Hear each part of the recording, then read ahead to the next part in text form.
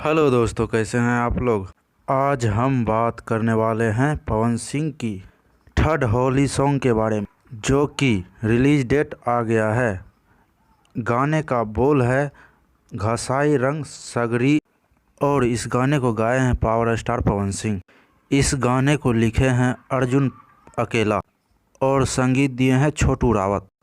और इस गाने को कल सुबह 6:15 में रिलीज़ किया जाएगा।